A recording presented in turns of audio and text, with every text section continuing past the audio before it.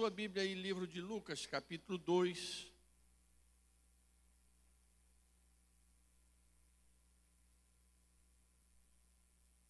Hoje eu quero uma meditação simples, mas da palavra de Deus com você. Conhecida de todos. Mas a palavra de Deus, ela renova, ela é restauradora, ela não volta vazia. Ela mesma disse que ela não volta vazia. Então, abra sua Bíblia, nós vamos dar sequência. Nós começamos no ano passado, final do ano passado, a trabalhar o livro de Lucas. E agora chegamos ao capítulo 2.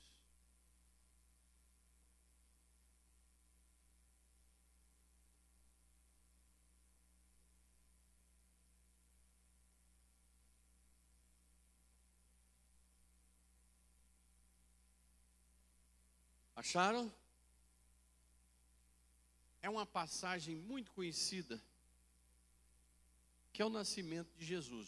Mas eu queria fazer uma reflexão com vocês sobre o nascimento de Jesus. Essa reflexão é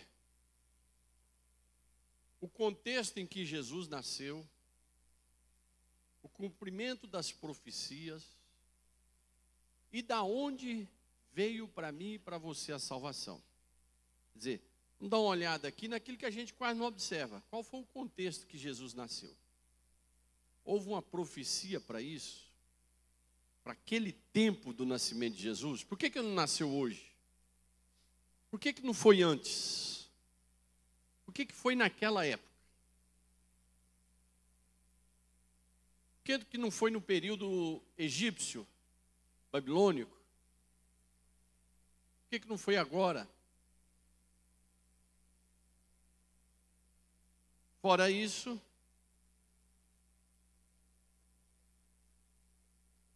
examinarmos aqui e meditarmos da onde veio essa salvação para mim e para você. Como que Deus faz algo tão maravilhoso assim. Acompanhem comigo a partir do verso 1. Eu vou ler na tradução NAA. Você lê aí na Bíblia do Culto.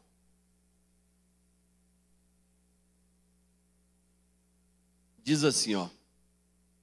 Naqueles dias, preste atenção porque Lucas, ele trabalha com registros de datas. A maioria dos evangelistas que escrevem, dos 4 evangelhos, mas Lucas é mais detalhado. Isso não é por acaso. Então, ele coloca a data, coloca quem é governador, ele coloca quem é o imperador daquele momento. Isso não é por acaso. Tem um propósito com isso. Além de nos trazer um esclarecimento e a realidade do assunto. Não é? Para nós entendermos que isso aqui estava acontecendo. É igual a parábola que foi lido hoje. É errado, né? As nossas gráficas colocam a parábola do rico e do Lázaro. Não é parábola, aquilo é uma história real. Mas aquela colocação não é original da Bíblia. Aquilo é as gráficas que colocam. A história do rico e do Lázaro não é parábola, é uma história real. Então, olha só, vamos lá, vagarosamente, acompanhe os detalhes, a riqueza de detalhes que Lucas traz, inspirado pelo Espírito Santo, para mim e para você. E esses detalhes de riqueza têm um significado para nós, uma riqueza para mim e para você. Os detalhes que Deus está mostrando aí. Naqueles dias, foi publicado um decreto de César Augusto. Quem era o imperador da época, então? Aonde ele era imperador? Aonde era a capital do império? Roma. Então, o imperador era César Augusto, a capital era Roma. Nós vamos ter vários imperadores, né? Mas nesse momento, na aproximação, no dia do nascimento de Jesus, o imperador, a capital do império, e o império era o Império Romano, a capital era Roma, e o imperador era César Augusto. Então isso aqui não é uma história de carochinha. Lembra aquela história assim? Era uma vez, né? Isso aqui não era uma vez. Isso aqui são fatos históricos, fatos geográficos. Naqueles dias foi publicado um decreto de César Augusto, convocando toda a população do império para recensear-se. É que o nosso telão ainda não foi transferido para cá, vai ser. Se tivesse, a gente ia jogar o mapa do Império Romano ali, da onde ele abrangia. Ele abrangia ali todo o norte da África, toda a Europa, Inglaterra, parte da Índia. Era o maior império do mundo. Pastor, e aonde não era império? Quem era? Os romanos chamavam de os bárbaros. Alguém já viu algum filme ou alguma série chamada Os Bárbaros? Exato. Os bárbaros eram as civilizações que não estavam dentro do Império Romano. Então eles eram chamados de bárbaros. Eu vou dar um exemplo de alguns aqui. Os Vikings, né? Conhecido como Vikings. Os celtas. Tem um time de basquete que eu e meus filhos torcemos, que é o Boston Celtics. Né? Celtics.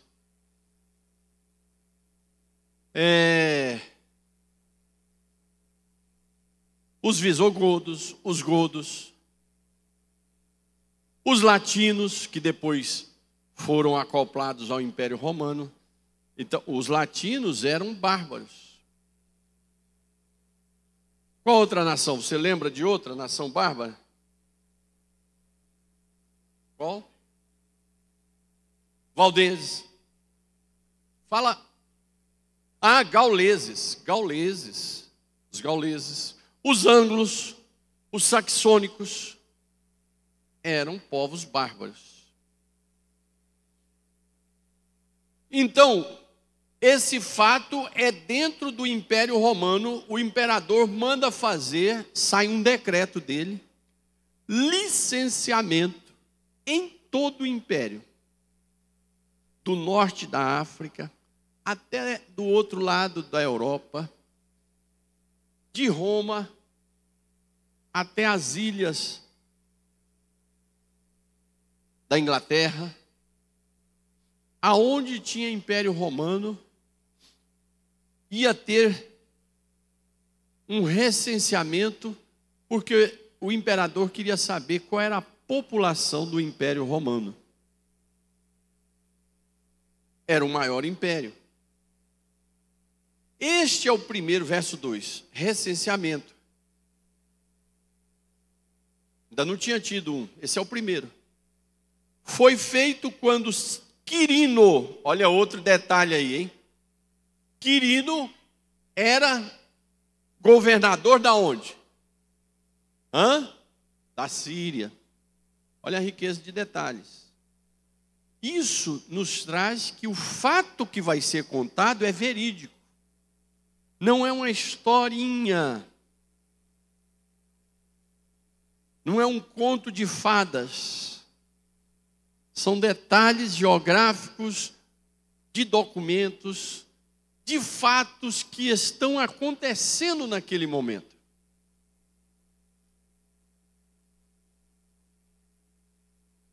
Verso 3, todos iam se alistar, cada um na sua própria cidade. Começou uma movimentação no império. Povo arrumando as malas, viajando de norte a sul, leste a oeste. Olha, viaja aí na sua mente. O agito que virou o Império Romano com essa primeira vez, essa ideia de recenseamento. Virou um fuzuê. Uma movimentação, um agito no império.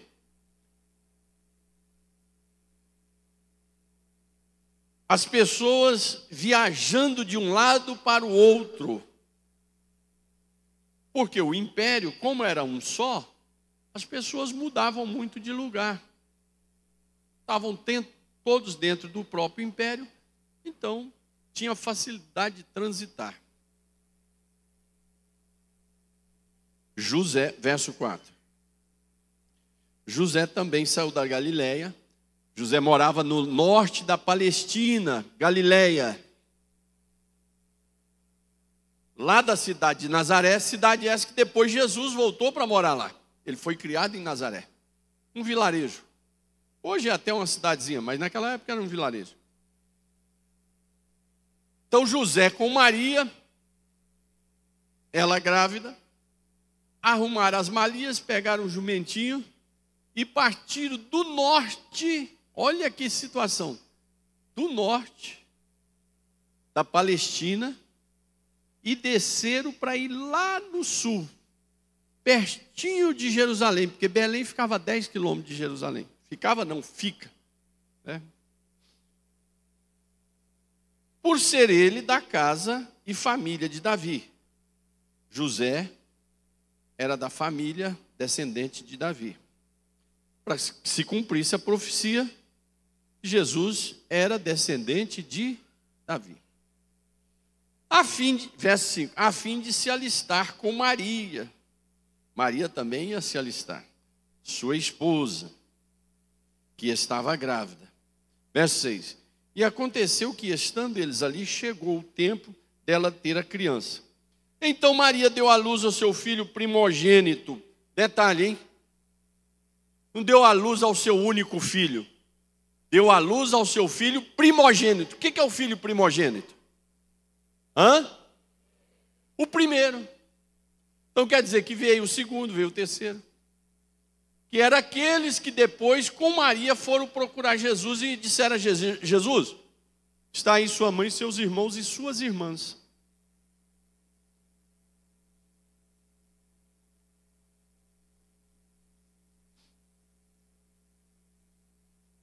E enfaixou o menino e o deitou numa manjedoura, porque não havia lugar para eles na hospedaria. As cidades estavam muito agitadas. Os hotelzinhos, as hospedarias estavam muito cheias. Né? Muito cheias. Então não havia lugar. Deixa eu fazer uma reflexão para vocês. Vá lá no livro de Gálatas 4:4. Vocês precisam guardar o que eu vou falar com vocês agora, para quando vocês passarem por esse texto, vocês lembrarem, falar, o pastor explicou isso aqui. Gálatas 4:4.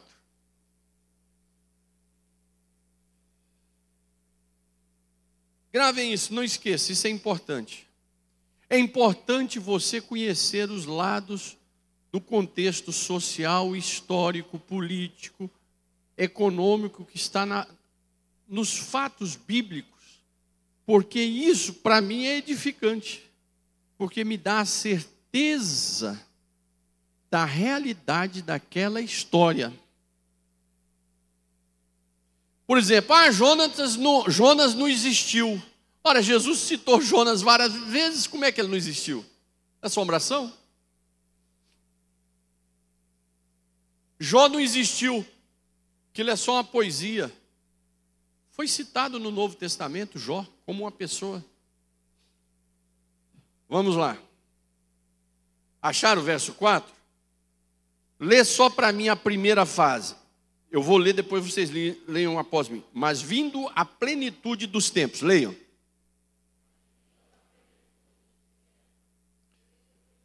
Seu filho, nascido de mulher, nascido sobre a lei. Para quê?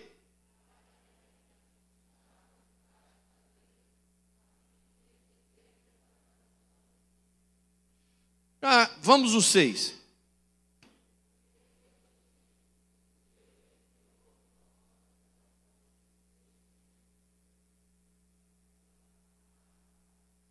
O nascimento de Jesus vai produzir em nós também sermos filhos de Deus. Preste atenção, essa é a palavra que eu quero que vocês linkem com esses 6, 7 primeiros versículos que nós lemos aqui em Lucas. Quando eu tive a primeira vez em Roma, eu fiquei refletindo sobre isso. Olha só. Como é que Deus prepara? Paulo diz que esse momento, qual é o nome que Paulo dá para esse período que eu acabei de ler aqui para vocês? Esses 7 versículos, esse momento do nascimento de Jesus, qual é o nome que Paulo dá? Vamos guardar isso. Plenitude dos tempos. Vamos lá? Plenitude dos tempos. Paulo define esse momento do nascimento de Jesus como plenitude dos tempos. O que é a plenitude dos tempos? Tudo convergiu, tudo contribuiu, tudo foi organizado para que esse momento acontecesse. O nascimento de Jesus não foi assim por acaso.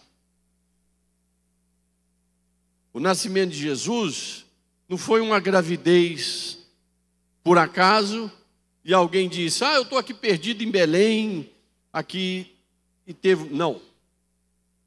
Foi na plenitude dos tempos. O mundo Deus organizou. Preste atenção no que eu vou te falar, para você saber na mão de quem que você está. E se Deus cuida da história, se Deus cuida dos fatos do mundo, você acha que você é guardado, cuidado ou não pelo Senhor? Eu quero que você faça uma reflexão. Se Deus estava organizando a história, a geografia no mundo, para a plenitude dos tempos, para o dia do nascimento de Jesus, eu quero que você faça uma reflexão. E eu e minha casa? Será que não somos guardados, cuidados, dirigidos, Josiel? Olha que coisa simples, mas maravilhosa. Se Deus está cuidando da plenitude dos tempos, da história, de tudo para que acontecesse aquele momento, como Ele programou, tenha certeza, descansa o seu coração. Eu e você nos perturbamos, preocupamos, vem ansiedade, mas a minha e a sua vida está nas mãos daquele que governa e dirige a geografia, a história desse planeta. Nada do que está acontecendo está fora das mãos do Senhor, do controle dele. Pode ser até uma provação que eu estou passando, você está passando, uma luta com o inferno, mas está no controle dele. A sua casa está no controle dele. O seu futuro está no controle dele. Os seus filhos estão no controle dele.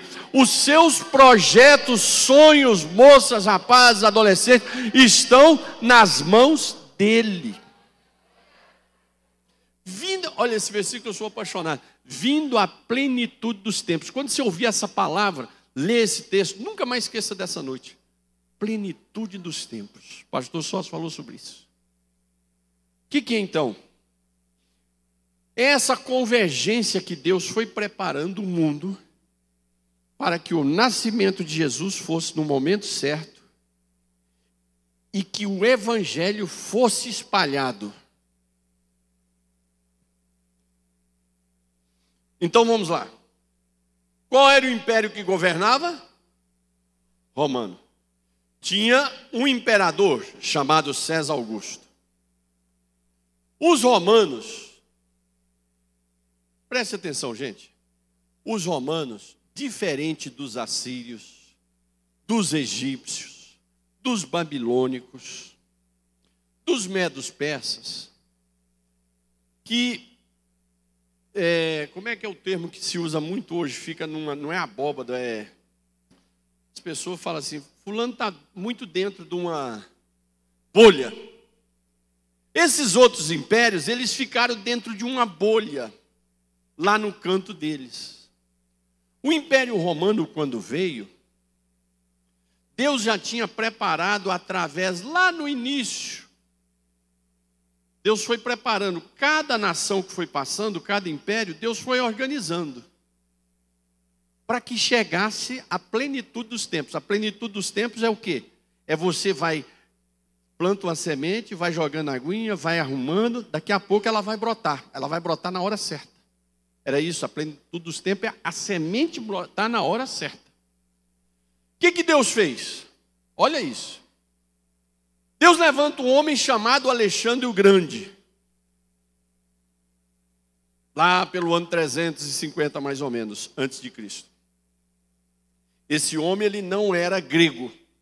Ele era macedônico, mas o império dele ficou conhecido como Império Grego. Por que ficou conhecido?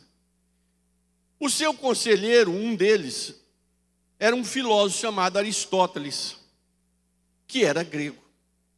O seu exército tinha muito grego. E como ele era apaixonado em Aristóteles, um filósofo que todos aqui já ouviu falar, Alexandre implantou a cultura grega em todo o seu império. Implantou a filosofia e implantou uma coisa que Deus precisava. Um idioma que todo mundo antigo falasse, que era o idioma grego. O Novo Testamento foi escrito em que língua? No grego. E o grego chamado koiné, que é o grego popularzão, não era o grego clássico. Alexandre o Grande espalha a cultura grega em todo o mundo. E espalha a língua. Todo mundo falava a língua da sua terra e falava o grego. Nisso, vai surgir dentro disso aí, Alexandre, com 9 anos de governo, morre de uma enfermidade.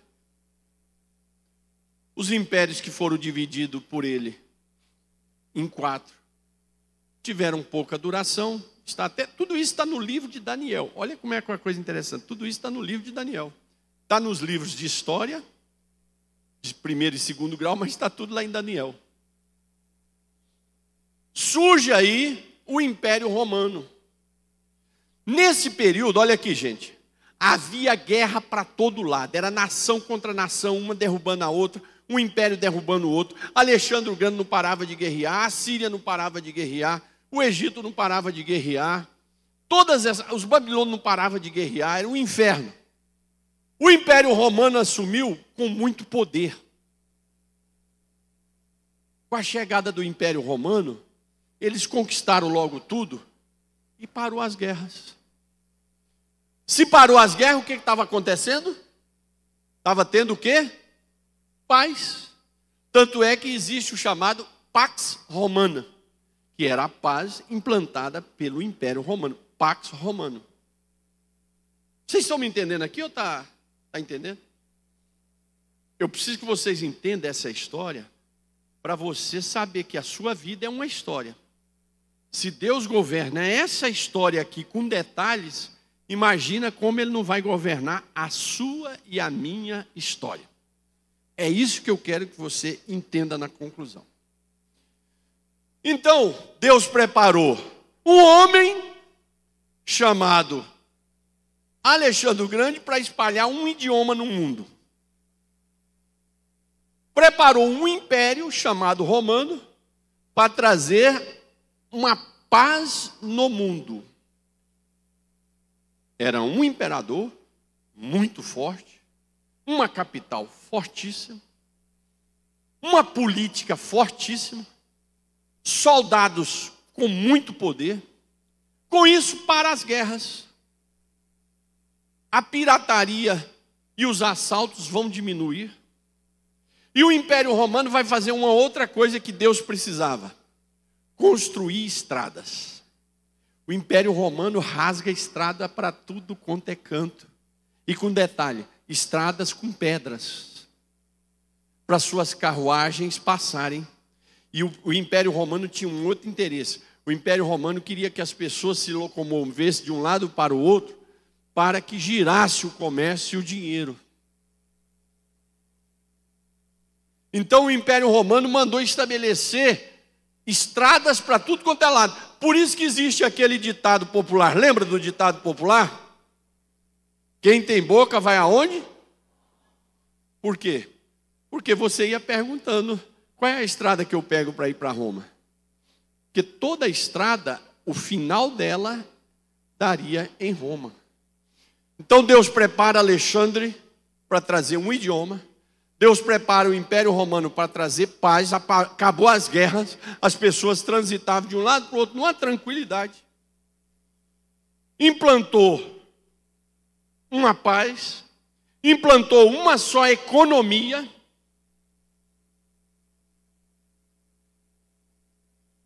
Um só governo, estradas para um lado e para o outro, todo mundo tinha acesso. Você levantava cedo e falava, não, eu quero ir parar lá em Jerusalém. Você ia viajar muito tempo, mas você tinha estrada para ir. Para onde você quisesse ir, tinha estrada para ir. Com isso, o Império Romano vai produzir a oportunidade para o Evangelho ser pregado no idioma grego. Por isso que o cristianismo vai explodir. Depois que Jesus batiza os apóstolos com o Espírito Santo, a igreja é batizada, ali mais de 3.000 pessoas aceitam Jesus, é batizado. Eles saem e espalham pelas estradas do Império Romano, e o Evangelho vai se espalhar pelo Império Romano. Por quê? Porque era um só idioma. Você tinha as estradas para você caminhar. A cultura, o comércio, você tinha liberdade para transitar e paz para transitar de um lado para o outro. Você não precisava ficar com medo de viajar. O Império X vai me invadir, vai atacar. Não, não tinha outro império. Havia uma tranquilidade no império. Então, isso é chamado plenitude dos tempos pelo apóstolo Paulo. Deus preparou toda a história para aquele fato do nascimento de Jesus. E por último, a plenitude dos tempos que Paulo fala é porque em relação ao nascimento de Jesus, todas as profecias do Pentateuco, dos profetas, dos salmos, tinham se cumprido aqui. Então, as profecias cumpriu-se. As profecias relacionadas a esse fato cumpriu. As profecias de Daniel cumpriu. Então, estava tudo preparado. Por isso, plenitude dos tempos. A geografia, a história, a língua, a paz política e as profecias. Plenitude dos tempos. Tudo organizado por Deus. Aí, no meio desse miolo geográfico, comercial, de um império poderosíssimo, de todo mundo falando grego, tem uma mocinha, semi-jeca tatu, com o marido, simplesinha, grávida, atravessando num jumentinho com seu marido, de Nazaré até Belém. E nela estava a profecia de Deus. Preste atenção. Com todas as estradas, com toda a organização social e política, não foi na capital romana que Jesus ia nascer. Jesus ia nascer numa manjedoura, lugar de se colocar comida para animais, num vilarejo pobrezinho chamado Belém. Jesus não preparou todo esse fato histórico para Jesus, o seu filho amado, nascer no império ou no palácio do imperador César Augusto. Ele preparou todo esse ambiente para depois o evangelho explodir e sair fácil. Mas ele não preparou isso para Jesus nascer no palácio. a minha, a sua salvação estava no ventre de uma moça simples e pobre, caminhando para Belém. Chegou em Belém, cadê um hospital? Não tem. Cadê um hotel? Não tem. Cadê uma hospedagem? Não tem. Ai, tá doendo, vai ser agora, encosta aqui. Vem aqui para trás, aqui tem um lugar de criar animais, vem aqui para trás. Nasce o meu e o seu Salvador. Em Belém da Judéia, numa manjedoura. O Império Romano não fez festa, mas a Bíblia logo nos versículos seguintes diz que os anjos apareceram no céu e cantando e dizendo: glória a Deus nas alturas, vos nasceu o Salvador. Não foi anunciado nas baixadas do Império Romano e nem nos governadores nas províncias romanas, mas foi anunciado a uns simples pastores, cuidadores de ovelha, dizendo: hoje vos nasceu o Salvador, e Ele está aqui pertinho de vocês.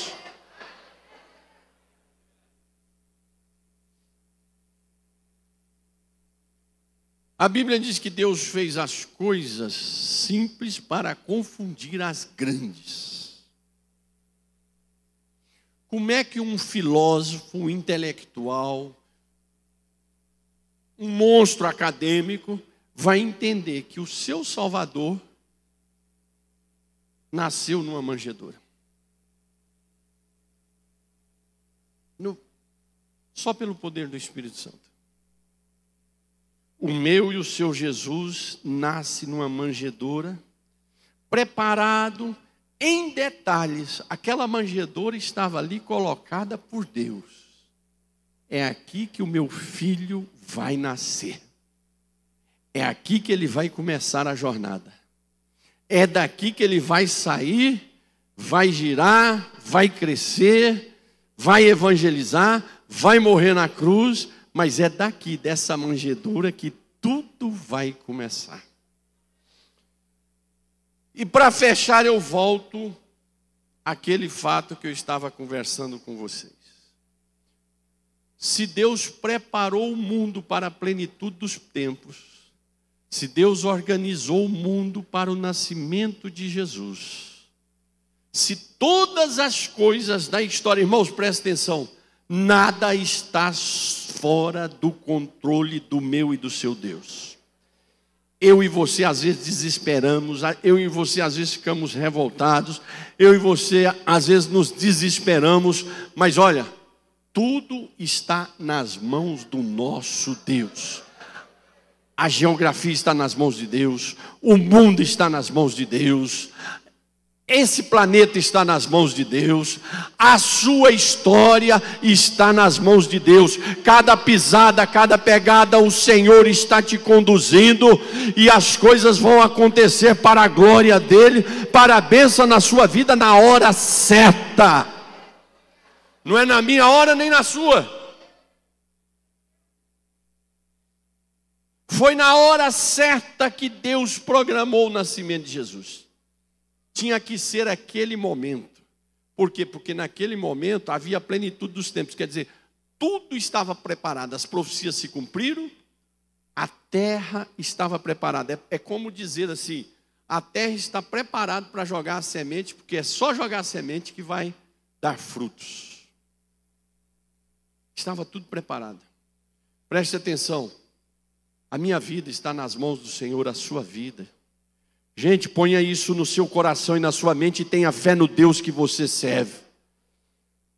A nossa história está nas mãos do Senhor.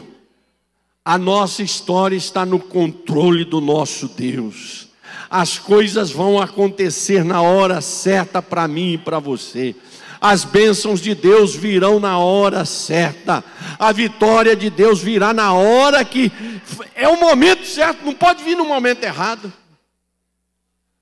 As coisas quando vêm no momento errado, acontece como o filho pródigo, pega tudo e joga no lixo. Quando eu e você não estamos preparados para receber a vitória, as bênçãos de Deus, nós pegamos... Quantas pessoas pegam as bênçãos e jogam na lata de lixo? E a gente fica olhando assim e fala, gente, mas eu queria ter uma oportunidade daquela, e aquela pessoa pegou essa oportunidade e jogou no lixo. Porque aquela pessoa não quis andar na direção, no controle, na orientação, debaixo da bênção, da direção do nosso Deus. Eu e você precisamos, é difícil isso, viu? É bonito falar, e a gente acha que é facinho cumprir, não é não. Ser crente é andar na vontade de Deus. Andar na vontade de Deus é um desafio. Se fosse fácil, o mundo inteiro estava. É um desafio, porque tem uma luta contra o inferno, tem uma luta contra o nosso eu, tem uma luta contra as nossas vontades. Não, Senhor, mas essa porta aqui parece que é melhor. O Senhor está errando. O Senhor está aí no céu, não está entendendo. Eu estou aqui por baixo, aqui, eu estou sabendo o que é melhor. Nós queremos escolher a porta. Nós queremos escolher a pessoa para casar. Nós queremos escolher tudo. Não, a minha e a sua história está nas mãos daquele que programou o nascimento do seu filho amado. Se ele não errou no nascimento do seu filho, fica tranquilo que ele não vai errar no meu e no seu, na minha e na sua vida, porque Paulo disse lá em Gálatas, como eu li com você, que isso tudo aconteceu para que eu e você também fôssemos filhos de Deus, e o Espírito Santo habitasse em nós e dissesse, Abba, Pai. Que nós podíamos dizer, o Senhor é o meu Pai. Então, Deus organiza tudo isso. Pastor, está tudo sem controle. A minha casa está sem controle. Vá para debaixo dos pés do Senhor, porque Ele vai pôr no controle. É Ele que está dirigindo. Na hora certa Ele vai derrubar o inferno. Na hora certa Ele joga o Golias por terra. Na hora certa Ele derruba as muralhas de Jericó. Na hora certa Ele abre o mar vermelho. Na hora certa Ele desatravessa o Jordão. A sua vida, a sua casa, a sua família, a sua história está nas mãos daquele que controla toda essa história e esse universo.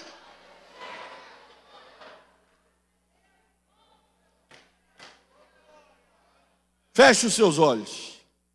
Respire bem fundo e solte o ar e diga assim.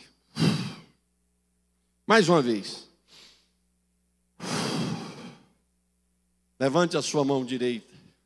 Diga assim comigo. Senhor Jesus, muito obrigado, porque a minha vida, a minha história, a minha casa está nas tuas mãos. É isso. Saia por essas portas com o seu coração tranquilo, com a sua mente aliviada, porque nada vai acontecer fora desse controle, desse poderoso Deus, que controlou todos os detalhes para o nascimento do seu filho. De pé, igreja.